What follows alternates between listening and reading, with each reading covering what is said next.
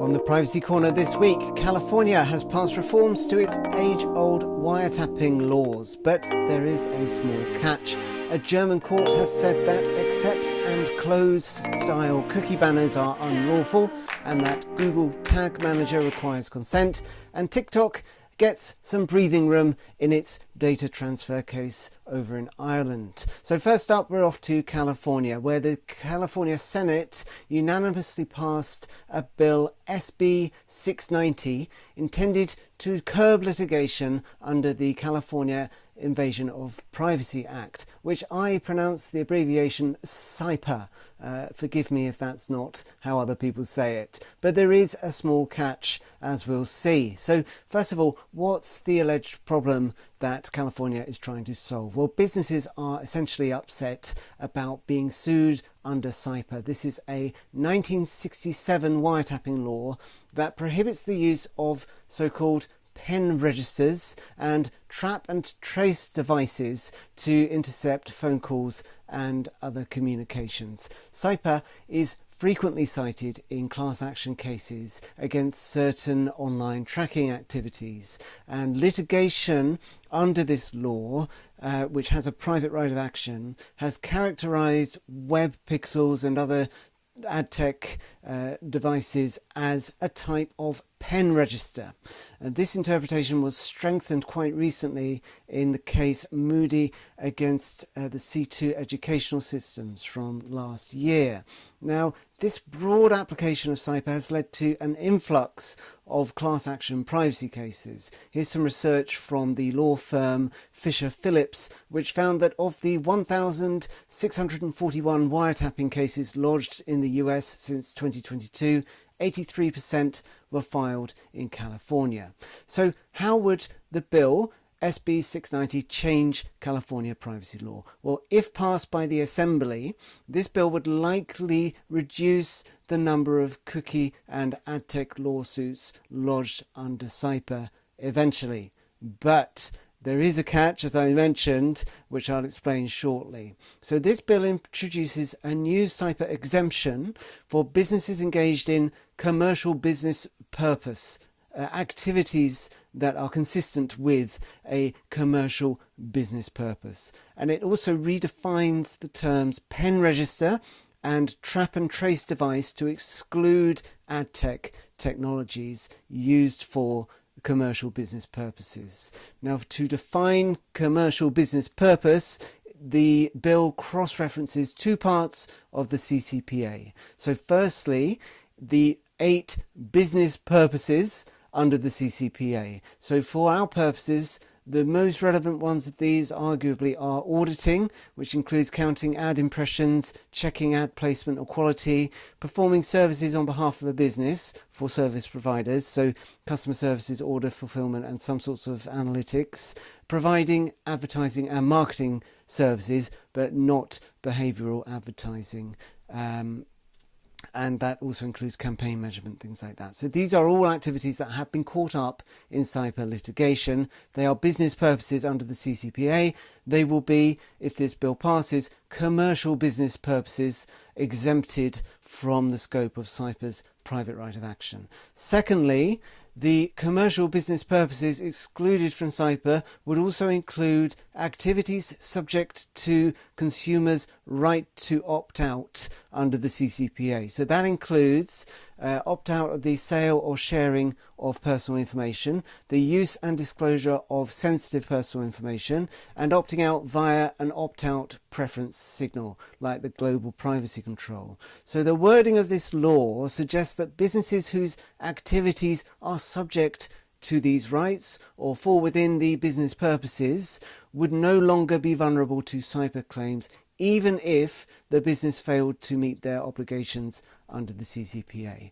But here is the catch. Now, many businesses might welcome SB 690's new class action carve-outs, but they should continue to try to avoid CIPA allegations for a few years yet, I think, at least. An earlier version of this bill would have would have applied retroactively, effectively voiding CIPA cases lodged after January 1st, 2026, regardless of when the law took effect. Now, the Senate removed this provision of the bill before passing it. So if it does pass the Assembly, it will likely apply only to future CIPA cases. This, I think, could trigger a short-term surge in CIPA litigation, so class action cases under the California Invasion of Privacy Act, as law firms and plaintiffs rush to capitalise on this law before these new exemptions take effect. Of course, I should mention here that our sponsor, Privado AI, is already helping business guard against California Invasion of Privacy Act litigation and other privacy laws, so do take a look at their digital tracking governance tools if you're interested in that. Next up, we are headed to Hannover in Germany, where a court has decided a case setting out some quite clear requirements for valid cookie consent in the context of the GDPR. So following a data subject complaint, the Lower Saxony Data Protection Authority, remember Germany has I think 16 different DPAs for all its different regions, ordered a news publisher to ensure its website, that's www.noz.de,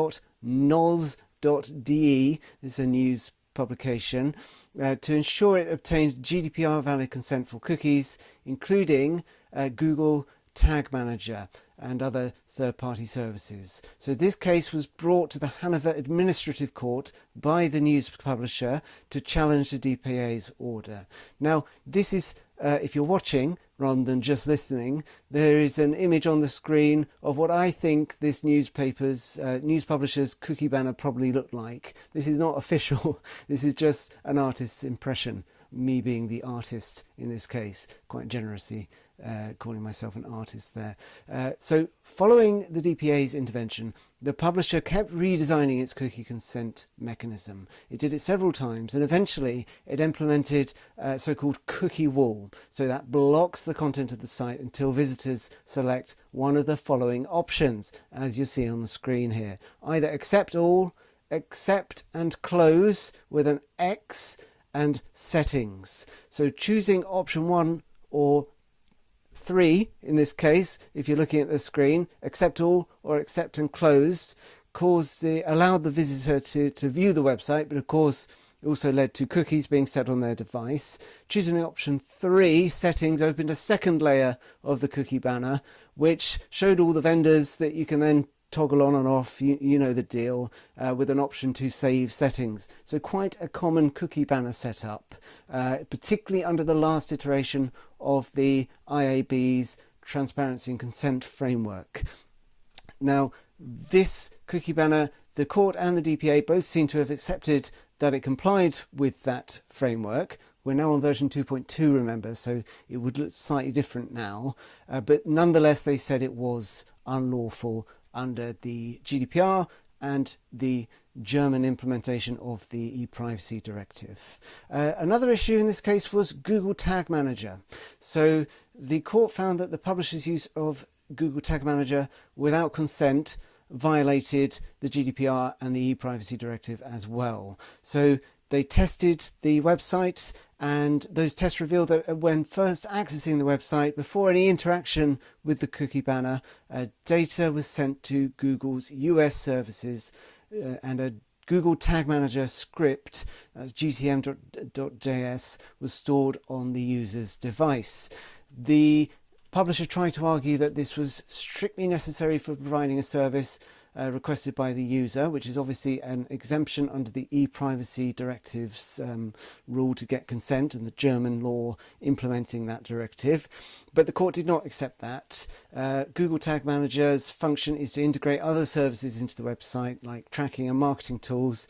These sorts of activities serve the website operator rather than the user, and they are not essential for the website's functionality, according to the court. So no great surprises here, but interesting to see quite a common fashion of cookie banner being declared explicitly illegal by the German courts. They confirmed the DPA's decision and ordered the company to bring its cookie banner into compliance and pay its own costs as well. Finally, we are landing in Ireland, where the High Court has given TikTok some breathing room in its data transfers case. So this goes back to last month, when the Irish Data Protection Commission fined TikTok €530 million and ordered the company to stop unlawfully transferring personal data to China within 6 months.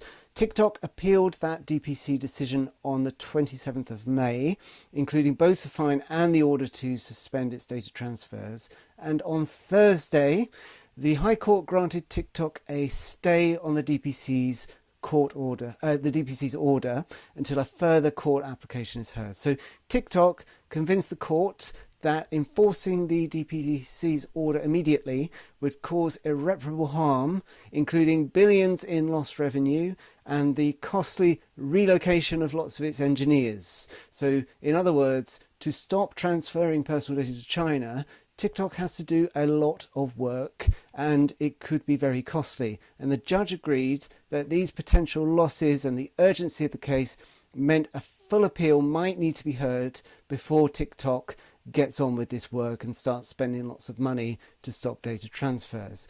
This is not quite in line with what TikTok said during the investigation, if you ask me, and it seems to be just remote access from China that they weren't aware of at one point, but nonetheless they say it will be very expensive, and if the appeal is successful they would have wasted a lot of money, essentially.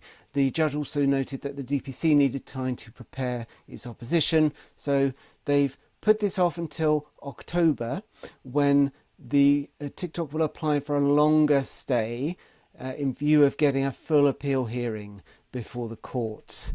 If the court grants a longer stay, then TikTok can keep doing what it has been doing, which includes some sort of data transfers to China until the full appeal is decided. Otherwise, the DPC's order takes effect, and it will take effect before the appeal is heard. So that's all for this week. Thank you so much, as always, to Privado AI for their support, and I'll see you next time.